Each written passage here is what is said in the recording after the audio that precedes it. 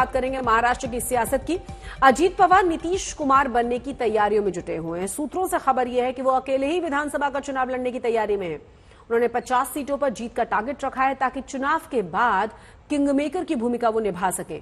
उनकी पार्टी 8 अगस्त से जन सम्मान यात्रा की शुरुआत करेगी और राज्य के कोने कोने में जाकर लोगों को सरकार के कामकाज की जानकारी देगी।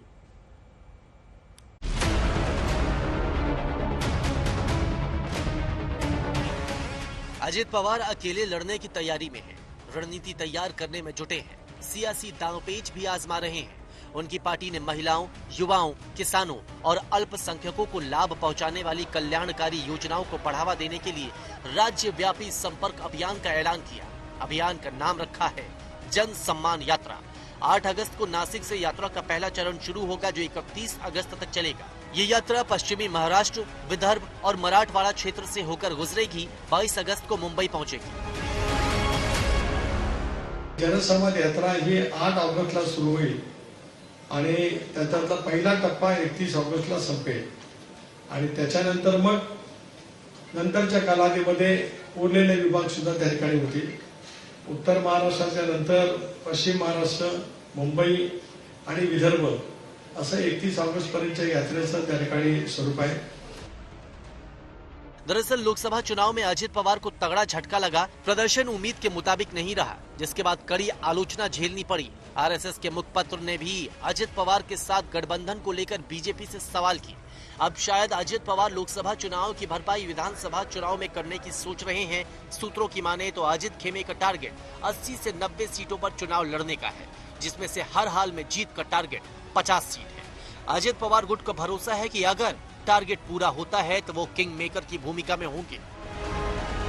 अजित पवार खुद एक नए ब्रांड के तौर पर पेश किए जाएंगे। दादा का वादा पक्का होता है, इस तरह का एक घोष वाक्य लेकर एनसीपी लोगों तक पहुंचना चाहती है और आने वाले विधानसभा चुनाव में अजित पवार को बड़े पैमाने पर कैनवसिंग और प्रमोट करना चाहती है। अब ऐसे में कयास ये भी लगाए जा रहे हैं कि क्या अजित पवार महाराष्ट्र के राजनीति में किंग मेकर की भूमिका में आना चाहते हैं, क्योंकि सूत्र बताते हैं कि अजित पवार 80 से 90 सीटों पर अपना लक्ष्य केंद्रित कर रहे हैं, जिसमें वो लगभग 50 सीटों पर जीत हासिल करना चाहते हैं। अगर उन्होंने 50 से ज्यादा सीटें हासिल कर ली तो सरकार चाहे किसकी भी बने, चाहे वो महायुति की बने या महाविकास आघाड़ी की, अजित पवार अपने 50 एमएलए के साथ एक किंग मेकर की भूमिका में सामने उभर कर आएंगे और उनके सिवाय महाराष्ट्र में सरकार बनाना मुश्किल हो जाएगा। अब इसी के लिए अजित पवार, जो अपना पारंपरिक वोटर है, जिसमें माइनॉरिटी भी बड़ी संख्या में आते हैं, उन्हें लुभाने की भी कोशिश में लगे हुए हैं। अब आने वाले दिनों में महायुति का एक सहयोगी दल बने रहना और साथ ही साथ माइनॉरिटी को भी लुभाना, ये अजित पवार के लिए बहुत ही आसान नहीं दिख रहा और इसीलिए अजित पवार जन सम्मान यात्रा के जरिए महाराष्ट्र के हर कोने में अपने हर वोटर तक पहुंचने की कोशिश में लगे हुए हैं। अजित पवार फिलहाल महायुति में बने हैं और अल्पसंख्यकों को भी लुभाएंगे। अजित पवार कट्टर हिंदुत्व की राजनीति के अपवाद साबित हो रहे हैं।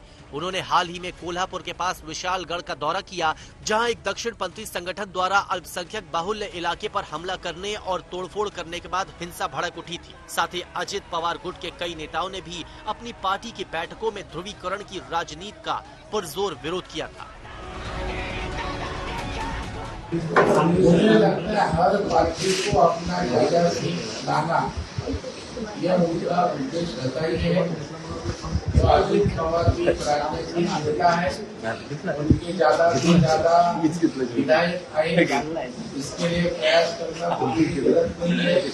हर पार्टी अपना प्रयास करती है और इसलिए अजित पवार हमला करके और बड़ा चाहते हैं तो उसको हम शुभकामनाएं देना चाहिए।